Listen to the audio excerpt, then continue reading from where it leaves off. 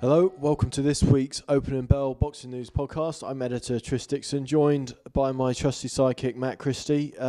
Matt, how's it going? Okay, it's going all right. You're just keeping it together this week. Just about holding it together. Yeah, just about holding it together. I'm fine as well. Thanks for asking. We've had a busy week out there. What are you working on right now out there?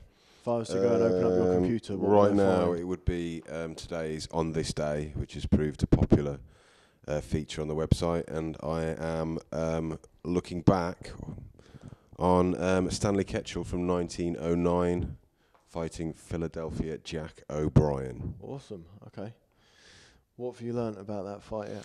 I have learnt that Jack O'Brien finished that fight on his back in a little, with his head nestled in a little pool of resin. Okay, interesting times.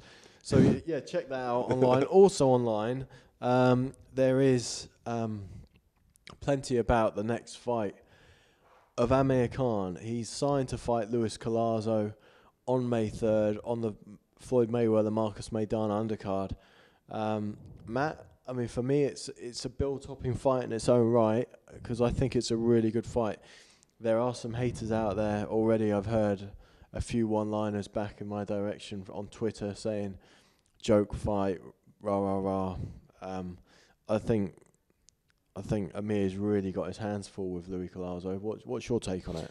So when people are saying joke fight, they're saying it's an easy fight for Amir Khan? Yeah. Well, I don't wish to want to cause too much offence to anybody, but where are they getting that from? Really? Maybe because Mosley's fast and he had the least problems perhaps with Collazo. Yeah, maybe. But no, to me, I think he's really, like you say, he's going to have his hands full. First fight at welterweight. Exactly. His first fight in 13 months. Collazo is coming off arguably the best win of his career against Victor Ortiz, second round stoppage.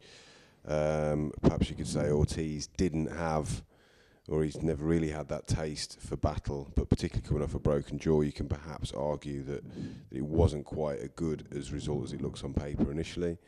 But Ortiz really got a bit between his teeth. Collazo really got the bit between his teeth, and he's going to give Khan. He's going to be a real handful for Amir Khan. I think you're right. I really do see this as a proper banana skin. In fact, at this early stage, with everything that's going on with Khan, with the improvements I've yet to see under Virgil Hunter, I might even start Collazo as a very, very narrow favourite. How would you have it in terms of percentage? You know, would you have it 50-50 fight, 60-40 probably 70-30? 55-45 for Khan, I would say at the moment. I'd probably favour Khan because of the hold, the hand speed and everything else. And if he is disciplined, you can foresee a situation where he could win this one, on points by a 3 or 4 point margin. But it's a tough one to call, and people that are saying this is easy for Amir Khan, I'm not convinced they've been following boxing for the last few years. It's funny, isn't it? Because we get these things, we'll get in terms of. In fact, I comment on social media a bit in the column this week. But it's funny, if we endorse a fight, say that we are for Khan and Collazo, which I think is a really good competitive fight, and you do it, people will then say, oh, they don't want to jeopardise their ringside seat, they don't want to piss off the promoters, pardon my French, they don't want to upset people, they don't want to do this, that, and it's just a matter of us calling it like we see it. I mean, I think Collazo is a proper handful. Yeah, 100%. He really is, and he's proved it. He was world WBA champion back in 2006. Went off the boil a bit after he lost to Hatton and then Berto and Mosley. But I remember he was kind of working his way back, and he was lost long way down the bill in Brooklyn. And in October 2012, I think he was fighting a 6 or an 8 rounder. But it was very clear to me that at that point that Collazo still had a lot left. Very, very neat and tidy boxer. After the Hatton fight, there wasn't a queue of people wanting to fight him, were there? Because it was a high risk, low reward fight, and he's always been that for people. Exactly. I think he'd lost a 10 rounder to Freddie Hernandez, which was a bit of an upset at the time, and that almost seemed to signal the end. But after that, he went back to the bottom really, and he's worked his way back up, and he thoroughly deserves this shot on Amir Khan. And you can absolutely bet that he will be more up for this fight, realising that the end is probably closer than the start. He'll be more up for this fight than any other fight he's had before. And it's key to realise that he signed with manager, advisor, guru extraordinaire, Al Heyman. Yeah. I mean, Al Heyman's not taking on guys to get them beaten or anything like that. You know, he's got a massive stable of winners. And Khan, incidentally, might be adding to that stable in the next few days. We'll have to see. You talk about earning chances. Some people talk themselves into fights. There was a lot of people who said David Haye did that with Wladimir Klitschko.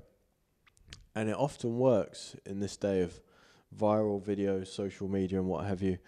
And you talk about deserving chances. Who deserves a heavyweight title shot more than Shannon Briggs, who last week struck Wladimir Klitschko with a shoe? Yeah, I mean, the only guy I can think more deserving of a shot at Wladimir Klitschko than Shannon Briggs is smoking Burt Cooper. Well, you've taken the wind out of my sails with that. I mean, I can't. I'll take your Burt Cooper and I will raise you a touch of sleep, the Varel Williamson. yeah, all deserving. Yeah, that would be a great rematch, wouldn't it? Klitschko Williamson too. So yeah, I mean, it's talk to me about Shannon Briggs, Matt. Obviously, you've known Shannon a number of years. Loose cannon, shaved his dreadlocks off. Don't know if you know anything about that. Obviously, despite having, although obviously you've seen the video. You went and saw Shannon Briggs in hospital, I think, after he got smashed by Vitali. Talk to me a bit about Shannon Briggs and why he should or shouldn't fight Wladimir. Well, first of all, he shouldn't fight Wladimir. He's number one. He's got no business kind of calling Wladimir Klitschko out at the moment. He's done nothing since he was beaten into hospital by his brother 3 or 4 years ago, which was horrendously one-sided. Shannon was exceptionally brave, but he took a horrible pasting. He will tell you that his arm was injured in the second round, which, is probably true. But since then, he hasn't been active. He hasn't been active at all.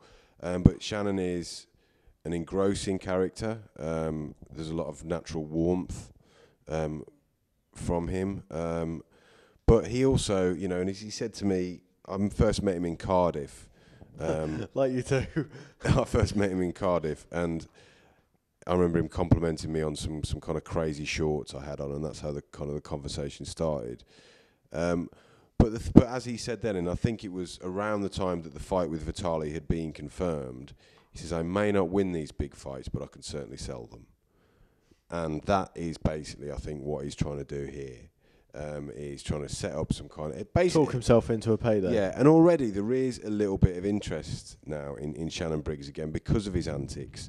When he goes around, he gets in people's faces and he's shouting and he's screaming. That's not the family man Shannon Briggs. That is a character, I believe, that he kind of puts on to secure these fights. But it's just too much. Fair enough, even if he'd had 4 or 5 fights against nondescript opposition, he'd knock them all out. At least he would be an active fighter. He's not an active fighter now. He's planning on having a couple of fights next month, I think, like within a few days of each other. Yeah. But is he better than Alex Leopai? It's hard to say at the moment. I mean, my first impression after the Vitali Klitschko fight was that he needed to retire. He looked shot. That was 3 or 4 years ago. Time can heal a lot of things, but it certainly doesn't heal a boxer's decline. And I don't think that Shannon Briggs is the fighter he was. And I think that the thing is, I enjoyed watching Shannon Briggs when he was at his peak. That I would say was not even last decade; it was a decade before. Very much what might have been with Briggs, isn't it, his career? Yeah, but you look at fights. Do you remember him coming through with Teddy Atlas? Yeah, exactly. And he was. I can't remember. Was it Marion Wilson he lost to, or somebody like that? Oh, Darryl Wilson. Darryl Wilson he lost to. It's not one of your football Marion ones. Wilson. Play for Watford or something. But the thing is, Tony Wilson, Danny Wilson. Yeah. But the thing is, you look at Shannon Briggs, and the one fight for me. You enjoy those, don't you? The one fight for me is the Sultan of Bragomov fight, where he outweighed him by 3 or 4 stone. You know, he clearly the harder puncher, and he barely could land a shot on him, and he didn't even seem to want to get involved in that fight. To me, that is the point where Shannon Briggs perhaps should have walked away from the sport. Talking about old American heavyweights, should Daley Thompson should Tony Thompson walk away from the sport? I mean, he shouldn't, should he? He's doing amazing things. He's in his last 3 or 4 fights, he's twice beaten David Price, and now he's beaten Odlanier Solis. Tony Thompson, he won't get another fight with Wladimir, surely, because no one wants to see a third fight. But what's out there for Tony Thompson? What's a sensible fight for Tony Thompson to take? Well, I'm not sure now with Tony Thompson. I mean, I would, if I was him, I'd kind of, as much as I don't like this in boxing, but fighters do it, I'd kind of sit and maybe take a mark in time fight or two. But he's, with this kind of WBC international title that he's won, I mean, this was almost sold as an eliminator as well, and it's quite an interesting situation with the WBC in that you've got Stiven and Areola with an impending fight, I think it's May 10th, for the vacant title. After that, it looks like Deontay Wilder will get the first shot, and then after that, Tony Thompson's in line. Do you know what the WBC should have done? They should have matched Wilder and Thompson and Areola Stiven and done it as a tournament. Yeah, that's interesting. The WBC still could order a Wilder Thompson, eliminator, which is a great fight for Wilder. I mean, and I'm not saying that as in a great career move, but it's, if you want an acid test, then obviously you chuck him in with Tony Thompson, as we found out with David Price. Well, he's that figure now in the heavyweight division, isn't he? I remember we were talking a few months ago about who could Deontay Wilder fight, who could take him a few rounds. I remember when Mike Tyson was on the way up and he had like the likes of James Tillis, Jesse Ferguson, Mitch Green knocking around, and we were kind of a bit lost as to who Deontay Wilder could fight. Tony Thompson fits the bill perfectly, but you could argue that because I remember when after he'd beaten David Price twice and he fought Kubrat Pulev, and I thought, well, that's a bit of a meagre reward for fighting that, and he had to go over on away soil again. I think Tony Thompson deserves a bit of a homecoming, but let's face it, he's not exactly Ricky Hatton in terms of his support, is he? No, and there's not really much interest in the heavyweight division in America either, is it? So I mean, he's caught in a bad position where he's had to apply his trade overseas, but now he's in a spot where, big fights that could happen in America for him now, because the wheels are turning, aren't they, a little bit for him. So it'd be interesting to see where he goes. What did you make of the press conference last week where Tyson Fury flipped over the table and then stormed out against Derek Chisora? Does that, we've taken things at face value a lot of the time with press conferences. I think we talked about it last week. I don't necessarily think that Froch shoving Groves did Froch any harm in that, in the sense that he didn't come across intimidated or overawed. He told him where to go and was quite firm about it. And I think that was, I'm not saying it was the right thing to do, but I don't think I don't think Groves got in his head. I don't think he particularly upset him the way that he wanted to upset him. But Tyson Fury flipping a table and walking out against Derek Chisora, is that 1-0 Chisora? Yeah, you'd think so, wouldn't you? Well, I don't know. I think let's just keep it. It's still a bit of a stalemate, really. It was just a bit ridiculous. It was all a little bit contrived.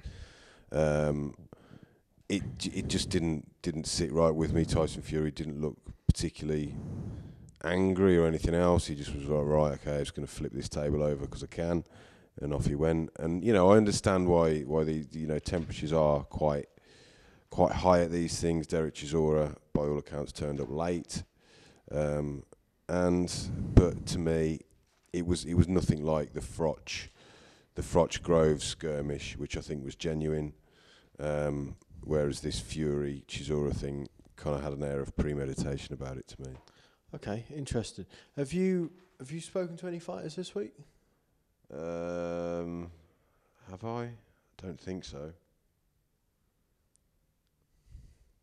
Interesting. I don't think I have. Better go out there and do some work. I don't think I have. No, the only reason I asked that is I just got off the phone with Carl Frampton previewing his fight for next week, and I know we can discuss that nearer the time, but it's actually made me really excited about the fight and going out to Belfast. Not that I wasn't excited before, but I think A, the atmosphere is extraordinary out there, and B, I think Cazorla's, I don't know if Carl's done a job hyping him up to me, but I think it's going to be a tougher fight than I thought it was going to be. And Carl's already said it's going to be his toughest test to date. I'm not sure it is, but I think it's a good fight. I really do. It's a decent test for him. I think though Frampton. I can understand why people, because Cazorla, he looks like he's on the decline, and he's smaller, he's older, and with the really we thought that Kiko Martinez was on the slide until what happened subsequently, but also I mean who's Steve Molitor as well. It's kind of another fight in that mould, but ultimately. These are the natural steps that happen in boxing as you progress into. Remember, we had it with Naz, with Tom Boom Boom Johnson, Bungu, a number of guys that came over slightly past their peak. Yeah. But you learn, the prospect goes through them, and Hatton had it with Vince Phillips, Ben Taki, those guys. Yeah, and Barry McGuigan, obviously Frampton's mentor, had it with Juan Laporte, and it's very much, you often as you're walking up the steps towards the top, you meet the people that are coming down, and that's just what happens in boxing. It's always the way. Okay. Talking Frampton, last week Kid Galahad was back in action, impressing as he won the European title. Galahad, is he in the mix now as we speak with Frampton and Quigg? He hasn't. Or is he 12 months behind? I would say he's behind. I mean, skill-wise, I would say he could probably compete with both of those guys. But as for what he's actually accomplished in the ring, and in terms of deserving to be in world top tens or fighting for world titles, he's still quite a way behind those two. I was impressed with Kid Galahad at the weekend. Very nice fighter, puts his shots together well, good technician, uses the ring well. I think the only question mark is his punching power. Okay, interesting. And with the way that he fires shots, sometimes he's got a gamble to load up as well, hasn't he? Yeah. Which leaves him open sometimes. But Sergio Prado, game in great shape and tough. Gave Galahad the rounds and gave him some good exposure on Channel 5. And from an exposure standpoint, he's certainly not lacking, is he, Galahad? Because he's getting big audiences on Channel 5. Well, this is it. Yeah, people forget that, really. I mean, and when I say people, I mean like boxing fans. I think they forget that these guys, when they're on Channel 5, they're at such a bigger audience than the people that we deem to be better known, that are just performing on Sky and Box Nation. Not interestingly for me, I got a prediction wrong last week. I thought Danny McIntosh would beat Travis Dickinson in some way, shape or form. It didn't happen. Travis Dickinson got Danny out there in 3 rounds. It was a hard fight to call. It wasn't just me, was it? I thought Travis Dickinson would probably win in about 3 rounds. But that's just me, But no, it was a pick and fight, wasn't it? It was a pick and fight. I think so, but you had Danny's experience against Travis's ambition. Danny's been more enigmatic, but he's also been a European champion. Travis has been a bit more consistent, but then also he's lost too. So it was a difficult fight to weigh up, but very, very good win for Travis Dickinson nonetheless. And the Maxi Nutrition tournament rolls on, and I'm all for these new events, new formats. Yeah, exactly, and it's good the way, because it's been 2 Saturdays in succession, hasn't it? It's worked well. And then they're both entertaining shows. But speaking of predictions, I got Odlanier Solis wrong. I picked him to beat Thompson. Again, ironically, saying that I thought Solis's work rate would be superior to Thompson's.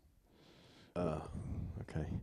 That's not ideal, but still, but then that was a very, very hard fight to call. I remember speaking to Danny Flexen about that fight last weekend, and I was glad that you took on the preview, to be honest, 'cause I didn't know who I'd pick in that one. I probably would have gone for Thompson on points. But, let's leave it there.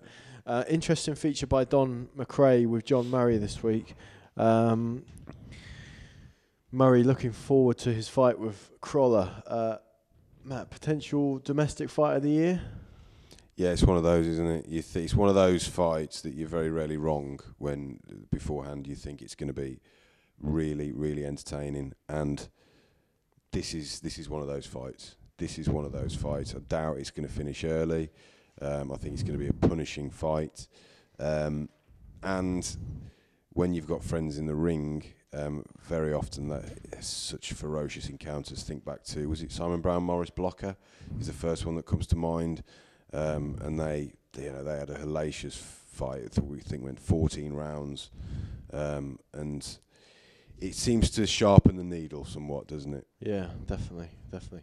I spoke to Frampton, as I said. I also spoke to Andre Ward this week. Had a really, really interesting long conversation with him for a feature that's going in a fortnight's time.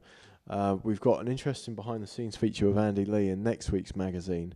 This current week, as I said, we've got a feature by Don McRae with John Murray.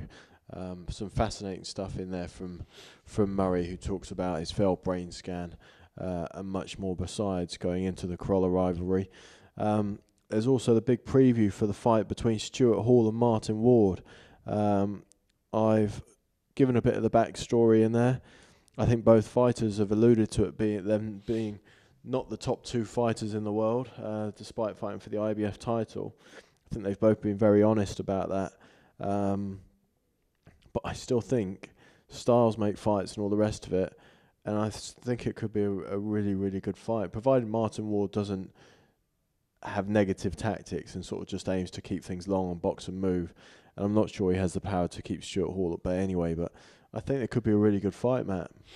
I agree. I think it could be a good fight. I think it will be a good fight. I think if this was made for a British title or something like that, there'd be absolutely no criticism with this fight whatsoever. But ultimately, kind of my viewpoint on the whole thing is, this is boxing. It's not the first time. It's not the last that two fighters who really are not in the top 5 or even in the top 10 will fight for a world title. It's happened. Well, look at Ariola and Stavern. Exactly. They're like the American and Haitian counterparts. So let's really just be happy for Stewie Hall. Martin Ward's got this opportunity that he probably wouldn't have received. Well, he definitely wouldn't have received if Stewie Hall wasn't the champion. Let's just get on board and let's enjoy it, and let's take it for what it is. It's going to be a good fight. Okay. Some big moves in America this week. We talk about Al Heyman becoming all-powerful. He signed recently Adonis Stevenson, light heavyweight. It seems that Sergey Kovalev's going to be left without a dance partner now because Stevenson's on his way over to Showtime. Kovalev's fighting Cedric Agnew this weekend. He's not a massive name opponent. It was basically an idea, I think, to keep Kovalev busy while the Stevenson I's and T's were dotted and crossed. No, that's not going to happen. But are you looking forward to seeing Kovalev again? I am. I'm completely underwhelmed by the opponent. Kovalev, for me, he was a revelation. The guy's 26-0 with 13 stoppages, Cedric Agnew. Yeah. I'm what was Cleverly. And what's the record anyway?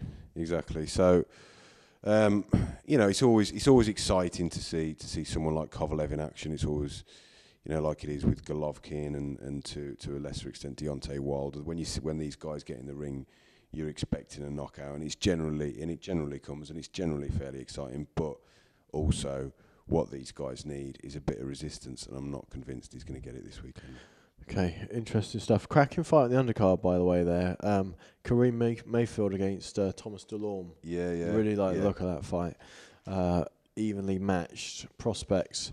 Delorme was a one-time Boxing News hot prospect, has lost and is trying to find his way back on top. What else have we got online at the minute then? Well, it's packed. It's packed. There's all sorts of things we're kind of putting up online at the moment. We're trying to keep it. We'll try and react and create news predominantly. But there's things like heroes and villains which have been popular, which we spoke about on here before on this day. So check out the website. But there's an interesting, and I know people out there love him or hate him, but there's a nice blog this week from Mickey Van where he pays his respects to Mickey Duff, and he tells quite an interesting tale in that when he first met his girlfriend, who is now his wife, Mickey Van, this is Mickey Van I'm talking about, and his girlfriend, kind of broke the news to a mom who had no interest in boxing, didn't know anything about boxing, that yeah, I'm going out with someone called Mickey, and he works in boxing, and his mum apparently turned around and said, oh, you're going out with Mickey Duff, and Mickey Vans kind of basically said, that tells it all about Mickey Duff. Even though she didn't like boxing, she knew who Mickey Duff was. Yeah. Well, I was at Mickey's funeral yesterday, which was a sad day. Not too many familiar faces there. I think it was all quite a short notice affair in the end. But undoubtedly one of the icons of British boxing has gone. I remember my first meeting with Mickey, I think it was in 2000, at the Boxing Hall of Fame in New York, and I was there with Matthew Saad Mohammed, the former WBC light heavyweight champion of the world. And Matthew saw Mickey Duff and walked over to him and pointed to his chin and stuck his chin out and said, go on then, Mickey, finally I'll let you get one up on me. Because Matthew had turned back the challenges of John Conti twice, Lottie Mwali. I think there might have been one or two others that Mickey was involved with trying to beat Matthew. I'm not sure it wasn't maybe Luis Pago, he might have been behind, I can't remember, but certainly twice Conti and once Lottie Mwali. Out of Matthew's 8 defences, I think, that's 3 of them that Mickey was trying to plot his downfall for. So they enjoyed that sort of light-hearted moment, and it was a sort of nice little off-camera thing. It's that camaraderie that you get in boxing, even though Mickey didn't make his name as a fighter, although I understand he was a very good boxer in his teens. It's that kind of brotherhood that you get, and that moment always stands out very well to me. Obviously, Mickey was in poorer health as the years ticked by.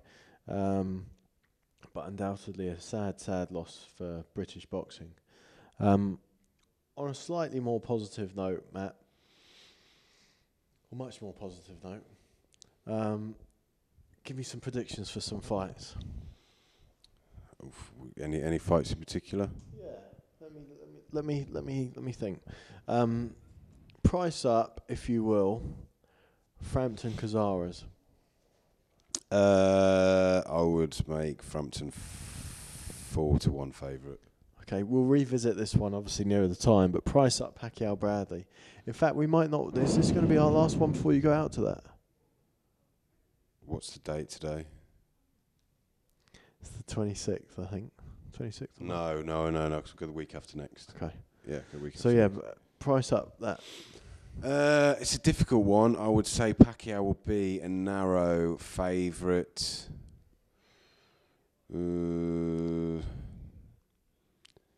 7-4. Interesting. Pacquiao's 4-7 on. Bradley 7-10. Right. Okay. So Pacquiao the favourite. Yeah. Hopkins Shumanov, April 19th. Daniel Herbert's going out there for us. I reckon Hopkins would be a 2-1 favourite. He's 4-9 on, so he's quite a heavy favourite against Shumanov, who's 7-4. So I think that's Hopkins' toughest fight in a little while, though. You know what? It wouldn't surprise me if this is where. You say, mind you, he's got to his age now where you say it with every fight, don't you? But Shumanov, I think, is a more dangerous opponent than Tavoris Cloud was, for example, and Karo Murat was. And time has ticked on since those fights took place. 49 now, 49. Yeah, it's just unification fight of 49. It's incredible, but I do fear that Hopkins will be beaten rather than walk away. Okay, and then just in closing, I know we're a little way away from it yet, but Maidana Mayweather, we haven't discussed that fight properly yet. We've obviously discussed the whys and wherefores of the poll and all the rest of it, but how big an underdog have you got Maidana?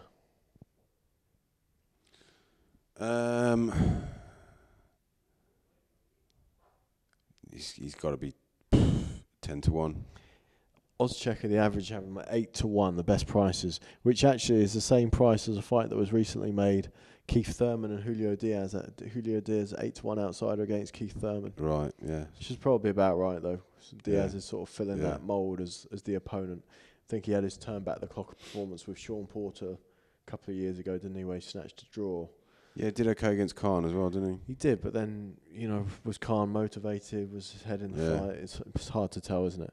But yeah, to be fair, Thurman, though, does look to be a very, very good, solid prospect, doesn't he? Yeah. Certainly welcome addition to that mix as well. I will say, actually, I didn't want to end on a downer, but I do want to talk a little bit more about Mickey Duff. Just to say, really, that we have an excellent obituary in this week's issue, written by Bob Mee, who knew Mickey well because he ghost wrote his autobiography with him. So for the real sort of definitive obituary on Mickey, then I'd definitely say pick up the latest issue to see what Mickey was all about and what he did in his time in the sport of boxing. Sorry, Matt, just in closing, because I didn't want that to be the negative. You've got a feature this week with Maurizio Sulaiman. Yeah. When people have finished reading that, will they be confident that new life will be pumped into the old governing body that is the WBC? No. Okay, how can I end this on a positive note? No, I mean there are certain positive things there, but there are kind of initiatives that they're looking to bring in. But I think it's the way that certain questions are answered that will frustrate readers. The problem with this as well is that readers will go into this already a little bit aggravated, a little bit annoyed by the WBC, and at the first mention of something, it's likely to tip them over the edge. So they'll end up reading the whole thing in a rage, if you know what I'm saying. It's not going to be all bright and breezy and this is a new day and everything else. At the end of the day, he's taken over from his father. He loved his father very much. People have different opinions on Jose Sulaiman's impact on the sport, be it positive or negative or neither. But Maurizio Sulaiman isn't about to publicly start saying he's going to do things completely differently to his father when he died just a few months ago. Okay, interesting stuff. All right, Matt. Well, on that indifferent note, we will leave you all to it. Thanks a lot for joining in. Please don't forget to pick up this week's issue. Stuff about obviously the Mickey Duff obituary. We've got the Hall Ward preview that I've done. We've got Tony Thompson report from Turkey. We've got all about Khan Collazo. We've got that big John Murray feature. John Denon, interestingly, has gone circuit training with Kao Yafai. He just about lived to tell the tale and write the report. And actually, in this issue, I've done something I haven't done too often through the career of Amir Khan, but in my column I've come to the defence of Amir Khan, and not before time. I think the guy deserves a break to an extent. On that slightly more positive note, I'll leave you to it. Thanks a lot for joining us, and we will be back next week. Thank you for watching and listening, and remember to subscribe to us on YouTube. Hit the like button on Facebook. Comment or write a review on iTunes or Google Play. It only takes a minute, and it does loads to help us produce shows like these. Incredible trilogy. The third fight was outstanding. Second fight was epic, but the first fight, nothing really followed it. It was just an incredible fight. Round 9, I think if you put it in a time capsule, it's quite possibly the very best round for entertainment in boxing history. It was an incredible session. Ward was firing down on Gatti's body, got him with that left hook downstairs, floored Gatti. Gatti came back, roared back, but then Mickey Ward finished on top. Controversy about how to score that round, 10-8, 10-7, made all the difference when just the points separated them at the end of a fight. It was a terrific fight. From a personal standpoint, the best fight I've ever been to. In fact, I knew it was going to be a great fight. It was so good. I sold my old J. Reg Escort and went and travelled over as a fan to go and watch it. And there was no regrets. It was the best thing I've ever seen in my life. Gatti Ward Part 1. That's why it's number 5 in our 100 greatest fights of all time. This should be the round of the century. Their first fight was set for September 1946 at Yankee Stadium, and it was one of the most thrilling fights of all time.